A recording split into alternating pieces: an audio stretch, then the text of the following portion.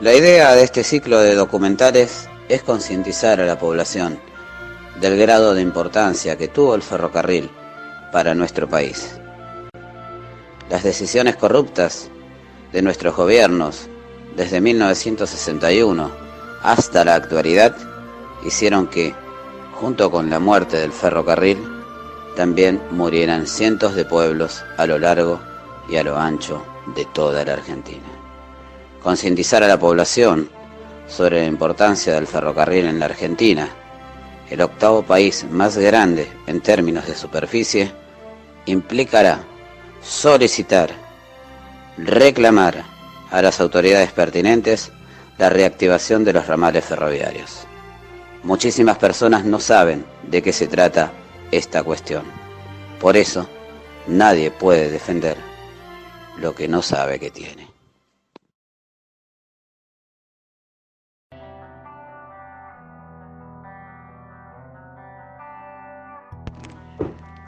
Norberto de la Riestra es un pueblo de casi 5.000 habitantes que se encuentra a 170 kilómetros de la ciudad de Buenos Aires y a aproximadamente 44 kilómetros de 25 de Mayo, ciudad cabecera de partido. Es una localidad que nació con el ferrocarril el 9 de junio de 1897, cuando Juan Vela vendió 2 lotes de sus tierras a la compañía del ferrocarril para que se construyera la estación que uniría Lobos con 25 de Mayo. Esa fecha es tomada oficialmente como el día de la fundación de Norberto de la Riestra, un pueblo que tiene 124 años. Al principio, la promesa era que la estación se llamaría Juan Vela, pero la empresa no cumplió con lo prometido y don Vela reclamó durante años que la estación llevara su nombre y murió enarbolando su reclamo. Pasaron los años y un grupo de vecinos nucleados en la comisión del Museo y Biblioteca Popular, Juan Vela, lograron que Vela fuera reconocido como fundador del pueblo.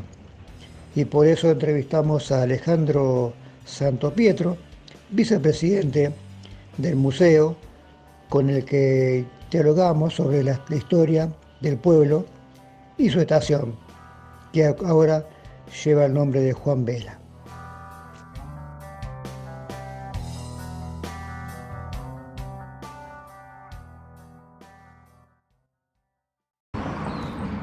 Bueno, estamos aquí en Norberto de la Riestra, en una agradable mañana de domingo, donde justamente han abierto el museo exclusivamente para esta nota, así que primero que todo te agradecemos muchísimo. Te pedimos por favor que te presentes. Gracias a vos, Sandro. Bueno, mi nombre es Alejandro Santopietro. Soy en este momento vicepresidente del Museo y Biblioteca Popular Juan Vela, que funciona en la estación del ferrocarril de acá de Norberto de la Riestra.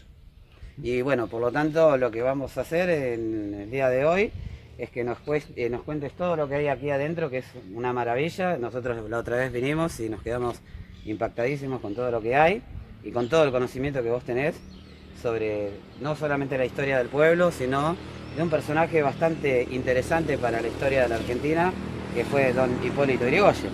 Así que arrancamos por ese lado, ¿no? Bueno, sí, lo único que quiero aclarar antes de comenzar, el museo lo que tiene es la historia local de Norberto de la Riestra y la zona, o sea, es un museo local, vamos a ponerle en general lo que vamos a ver adentro es todo de acá de Norberto de la Riestra, salvo algunas pocas excepciones, pero es todo historia local, o sea que todo lo que les muestre acá es todo que estuvo acá, perteneció a gente de acá. Así que sí, pasen. Arrancamos entonces. ¿Estamos? Muy bien. Aquí tenemos a don Hipólito. Cuéntenos un poquito de esta Bueno, la historia de Hipólito Yrigoyen y Norberto de la Riestra comienza ya por alrededor del año 1900. Él alquila una estancia, la estancia de los Médanos, a la viuda de Zamudio. Él ya alquilaba una estancia en Alvear y bueno, y después alquila esta acá. La alquila para hacer su explotación agrícola. Él en su momento era productor agropecuario, engordaba ganado, vacas, Pero bueno, entonces a partir de 1900 fue cuando ya pasaba el ferrocarril acá, entonces él venía en el tren, se bajaba en esta estación y de acá un encargado de él o un amigo siempre lo llevaba hasta la estancia. Generalmente él tenía una volanta que se le decía en ese momento, que en realidad el nombre correcto es un Roca White, porque es un carruaje norteamericano venido en la época de Rocas y por eso lleva ese nombre, Roca White. Eso nos explicó un especialista en el tema. Y que es un capota, ya lo vamos a ver más adelante, y un chofer lo llevaba hasta la estancia, lo esperaba acá cuando bajaba el tren hasta la estancia. Eso venía en el tren común cuando, antes de que fuera presidente en 1916.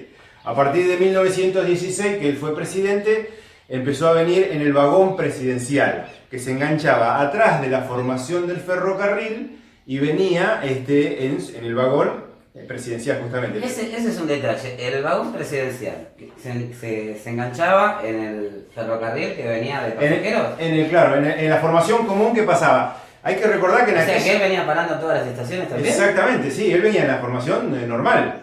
No era el tren presidencial como existe en otros lugares. Claro, que va exclusivamente al lugar. No. Él venía en el vagón presidencial que venía atrás de la formación. Un fenómeno. O sea, él venía, era acá en esta trocha, porque el ferrocarril presidencial es de trocha angosta. Y este es trocha ancha. En el trocha ancha solamente había vagones. Entonces el vagón presidencial venía, cuando llegaba acá a Norberto Larriestra, los enganchaban, los dejaban en la vía muerta y el tren seguía su viaje. Cuando él iba a Buenos Aires, cuando el tren iba a pasar a Buenos Aires, lo enganchaban y subían y se iban en el vagón presidencial atrás de la formación. Claro, eran otras épocas, viajar con el presidente en el tren sin ningún tipo de problema. Y ¿no? claro, o sea, que él no se sienta preocupado por nada. Sucedía que cada estación que él paraba, la gente muchas veces lo saludaba. Entonces él salía a saludar atrás del vagón, a saludar a la gente mientras el tren paraba para cada estación. Entonces sucedía eso, que él salía a saludar a la gente. Ese tren no llegaba nunca a Buenos Aires. No, bueno, el tren respetaba los horarios, o sea, entraba, no, en la época de los ingleses había algo estricto, ¿no? Claro, el horario era estricto, entonces él al sumo salía a saludar así con la mano al que se le acercaba para saludarlo, nada más, o para hacerle una inquietud, más de eso no. Pero tampoco era mucho de salir porque era bastante... sí, era muy cerrado. Era bastante, ¿no? sí, no era muy...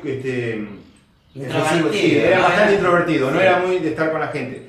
Sucedía que acá en Norberto Larriestra, bueno, acá tuvo grandes amigos, tuvo Fioretti, una persona de acá de Norberto Larriestra, que fue uno de sus amigos más importantes. Era uno de los que él iba, creo que es uno de los pocos al cual Irigoyen iba a la casa a almorzar, porque le encantaba que la mujer de Fioretti hacía fideos amasados caseros.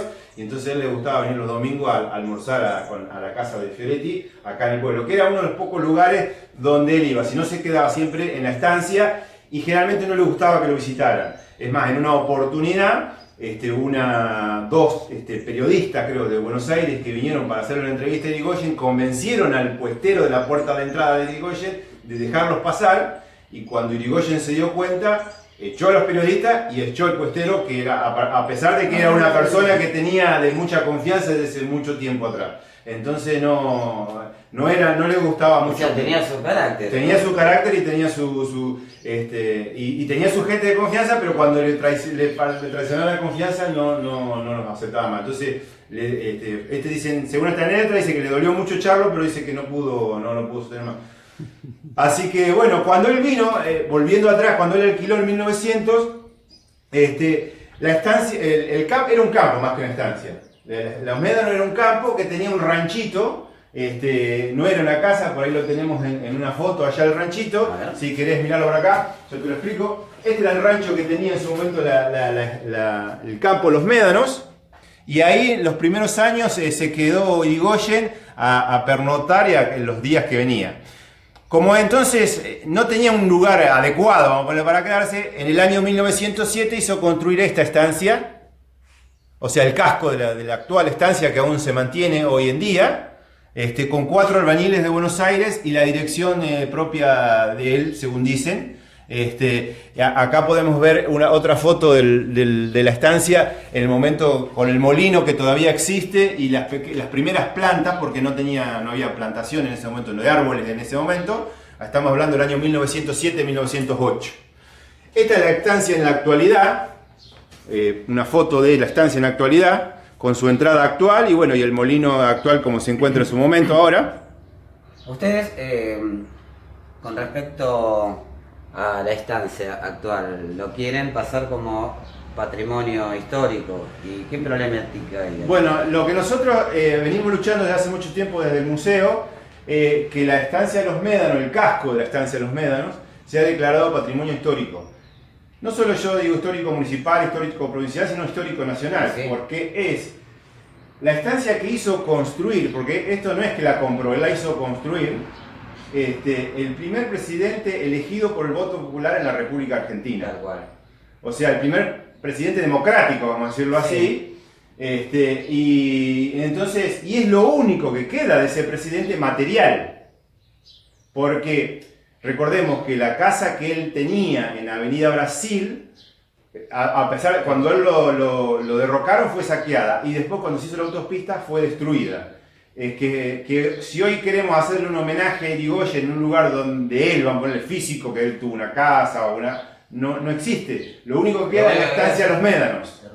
Que es a pesar de que el campo nunca fue de él, porque este campo siempre fue arrendado, pero el casco de la estancia lo hizo construir él. A su idea, a su forma y a su pensamiento.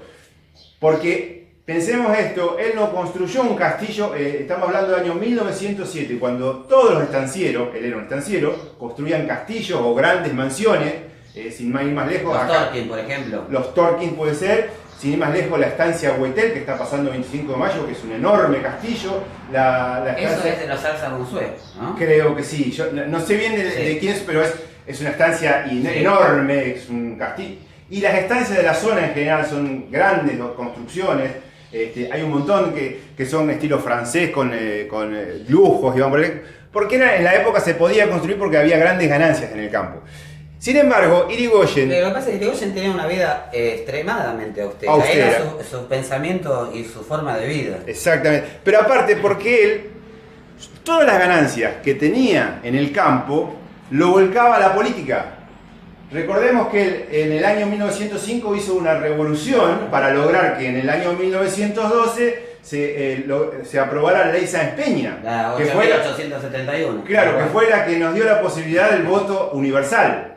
Entonces, ahí está el tema. Entonces, todo lo que él hacía lo dedicaba a la política. Y era todas sus ganancias, sus grandes ganancias, las dedicaba a la lucha política y a la lucha para defender a los trabajadores. Recordemos que los trabajadores del campo, hasta que él asumió en el año 1816, él estaba muy olvidado. Regía el conservadorismo que oprimía a los trabajadores.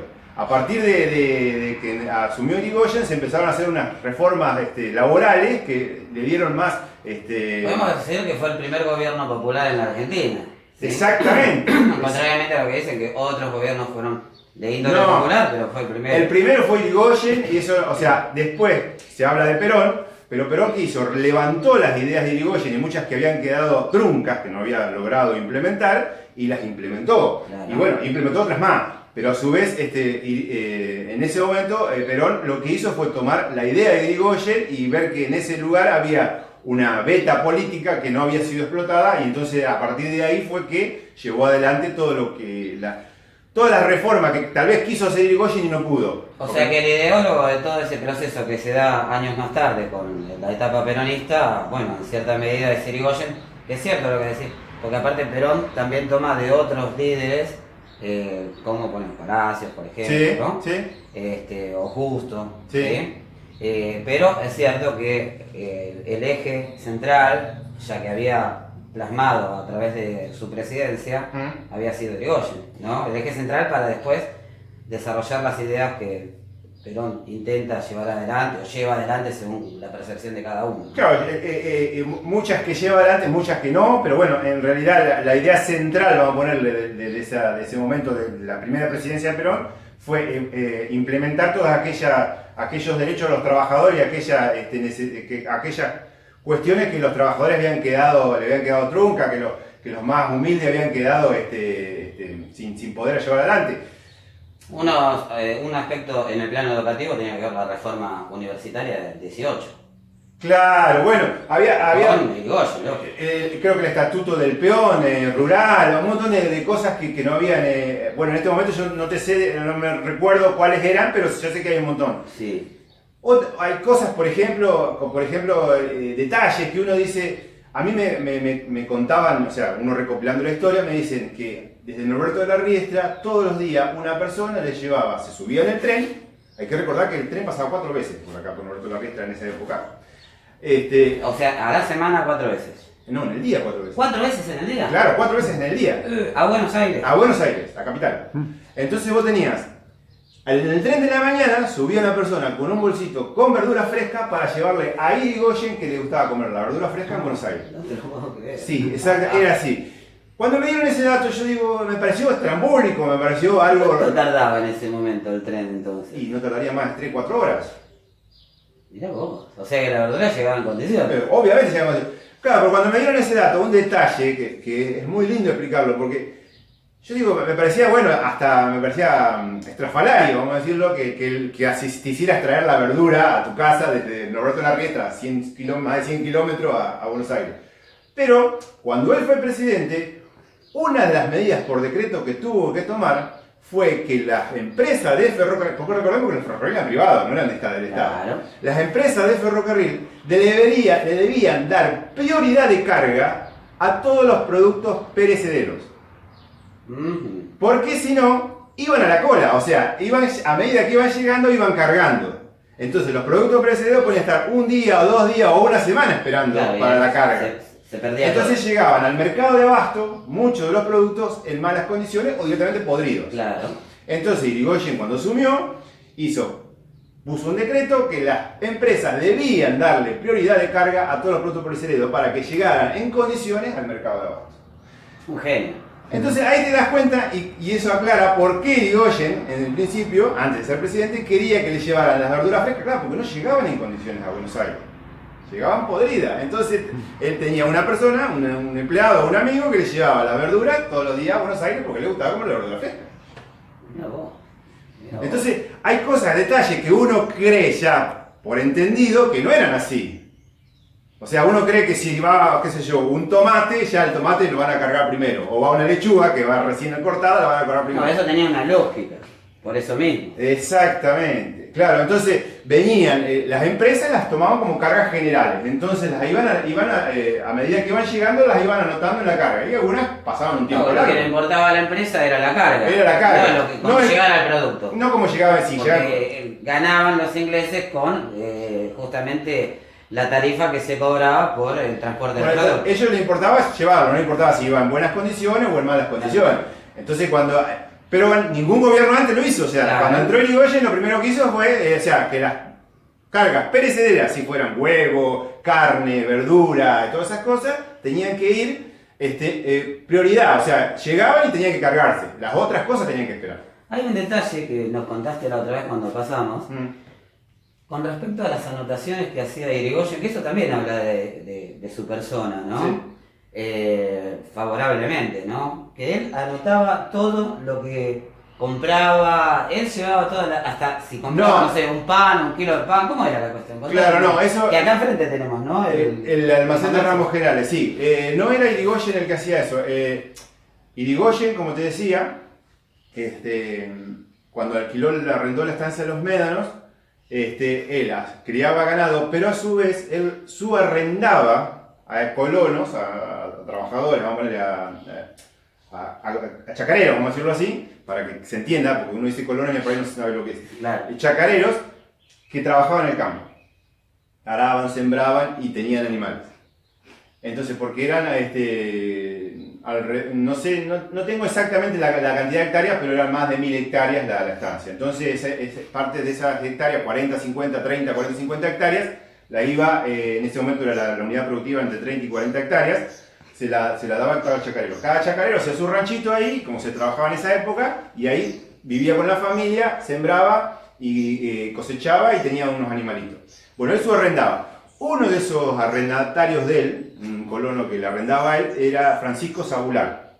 Francisco Sabular, en el año 1907, comienza a arrendarle a Hipólito Yrigoyen y a partir de ahí, porque él ahí comienza a trabajar por cuenta propia, porque antes trabajaba con los hermanos, entonces arrenda Yrigoyen y ahí empieza a notar con lujo de detalle todo lo que entraba y salía de la chacra, que era, creo que generalmente era lo que hacían mucha gente en ese momento. Hasta un paquete de fósforo, todo lo que hacía. Entonces, en esas anotaciones de Francisco Sabular están los pagos por arrendamiento a Hipólito Yrigoyen, están los trabajos que le hace Hipólito Yrigoyen en la estancia, están las compras y ventas que hacía en general, y que trabajaba con en Casa Zavalla, en ese momento el almacén de Ramos General aquí en Norberto La Riestra, que está enfrente a cada estación, que fue que a su vez también trabajaba Hipólito Yrigoyen, también trabajaba con Casa Zavalla. Entonces, porque en ese momento al no ver las casas de las Ramos General trabajaban como banco y como todo, porque ahí comprabas desde un paquete de fósforo hasta un tractor. O sea, comprabas lo que sea. Harina, yerba, desde un paquete de fósforo hasta un tractor. Ropa, todo lo que podrías encontrar para comprar y vender estaba en la casa de almacén de Ramos General. Entonces todo se compraba ahí.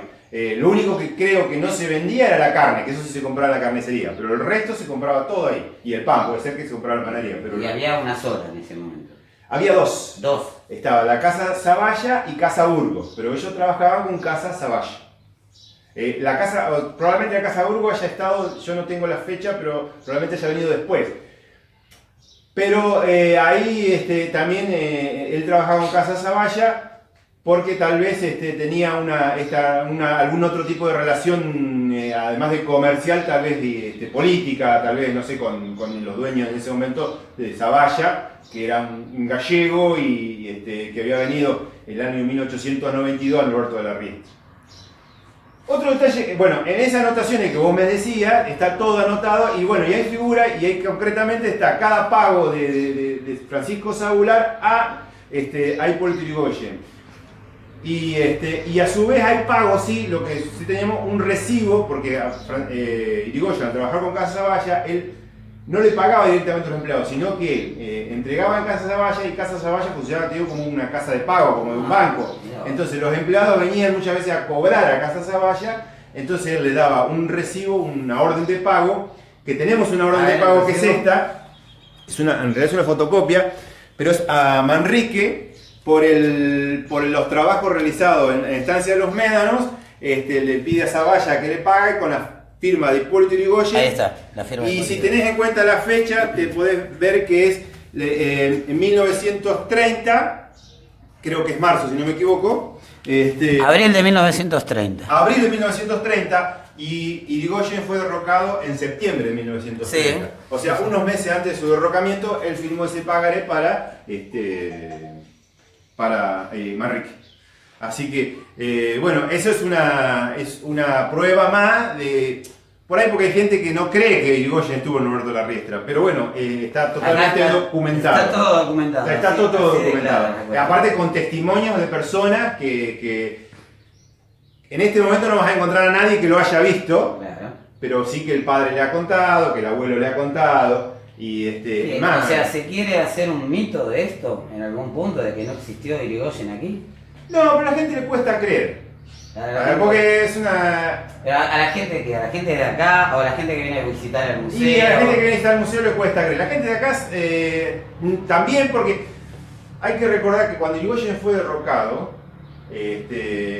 hubo un anti-yrigoyenismo muy fuerte que tapó toda la historia de Yrigoyen. O sea, recién ahora uno puede hablar libremente de Yrigoyen. En su momento uno no podía, después del derrocamiento de Yrigoyen era como, hay que recordar que vino dictadura militar y que era muy Después difícil. vino justamente la concordancia, que era una creación de los militares, que en realidad termina en el 32 esa dictadura, pero crean la concordancia con una proscripción del radicalismo. Alvear tampoco podía estar participando, que era justamente lo que comprendía él, anti-irigoyenismo. Exactamente, entonces... O sea, el personalismo de Irigoyen, el antipersonalismo alvearista, ¿sí? Que tampoco puede estar Alvear. O sea, vamos a tener desde el 32 hasta el golpe del 43 totalmente anulado el radicalismo. Exactamente, por eso mismo muchas cosas de Irigoyen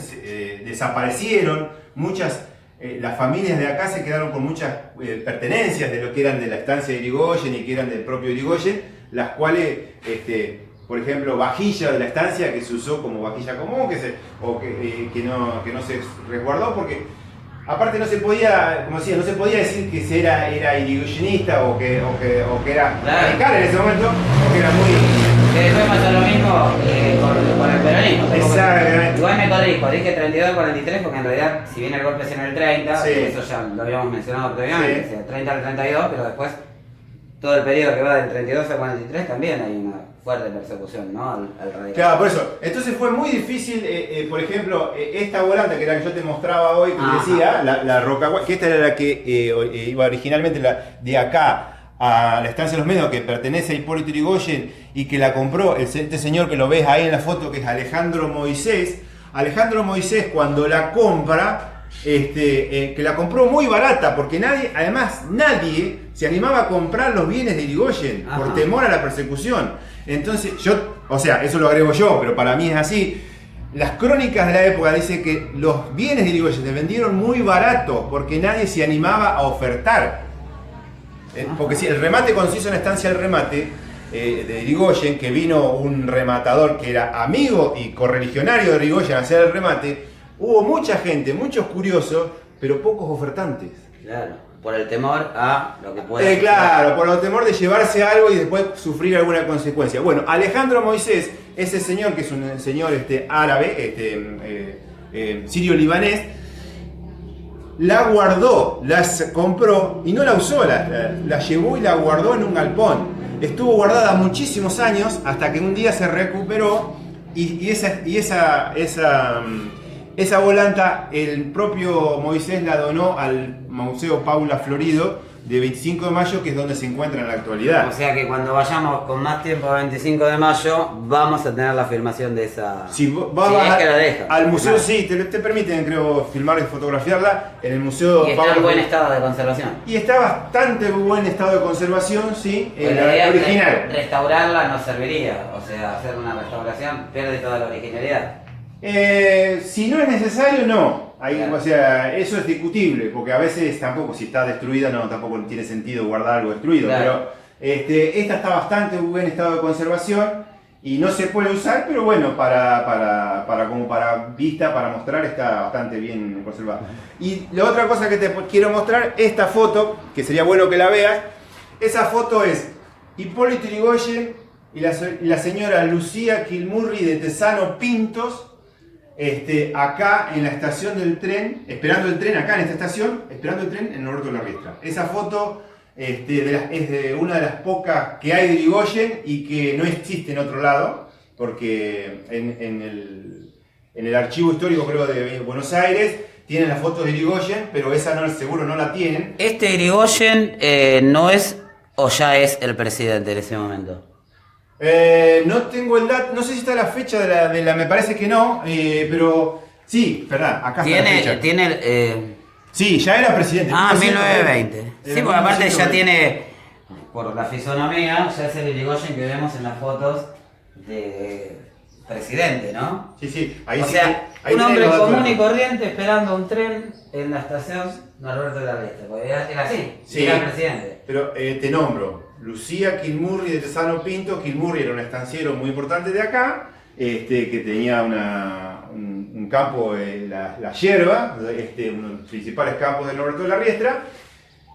Y presta atención a los apellidos Tesano Pinto, o sea, todos radicales de ese momento, correligionarios, veníamos a decir, de Yrigoyen, los cuales tenía muchas amistades acá de Yrigoyen. El que está abajo en la foto es Pascual Fioretti, otro importante radical de la zona, que es uno de los pocos que va a visitarlo cuando él lo llevan detenido a las islas de Martín García.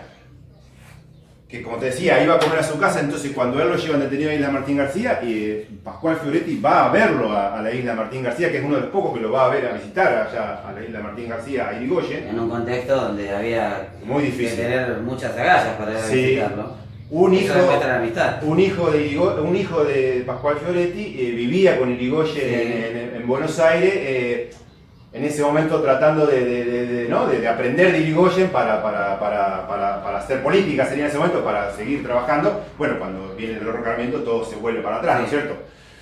Así que bueno, otro tema, Norberto de la Riestra, recordemos que era un político, en su momento fue un político muy importante de la provincia de Buenos Aires, y Mariano de la Riestra fue uno de los que acompañó a Irigoyen en la Revolución del Parque. O sea, los de la Riestra también estaban relacionados con Irigoyen. Por lo visto, o sea, eso justificaba su presencia aquí. No sé si lo justificaba, pero por lo menos coincidía. Sí, pero tenía todo su grupo importante aquí. Coincidía. Ese ventilador dice algo, ¿no? Este ventilador perteneció al Banco Nación acá de Norberto de la Riestra. Este es uno de los primeros ventiladores. El Banco Nación de acá de Norberto de la Riestra fue inaugurado en el año 1917, durante la presidencia de Irigoyen. Y antes de eso, los hacendados y la gente de acá tenían que viajar o a 25 de mayo o directamente a Buenos Aires a hacer los trámites bancarios. Entonces, durante la gestión de Irigoyen se abre una de las primeras sucursales, porque es una de las primeras sucursales del Banco Nación, acá en Norberto de la Riestra, así que podemos decir que esto sí fue gestión Irigoyen, la apertura del Banco Nación en Norberto de la Riestra, en el año 1917. Entonces, este ventilador no es ni más ni menos que un reflejo, un recordatorio de este proceso irigoyenista, ¿no? Exactamente, porque Irigoyen en ese momento, ante la necesidad, porque como te demostraba antiguamente, tenían que hacer todo a través de las casas de ramos generales, claro. Y si no, había que hacerlo a través del Banco Nación de 25 de mayo, el cual tenían que trasladarse 50 kilómetros, recordemos en aquel momento, eran en carreta, automóviles tenían poco, o en tren. Claro. Y si no, tenían que directamente trabajar con los bancos de Buenos Aires, con el Banco Nación de Buenos Aires.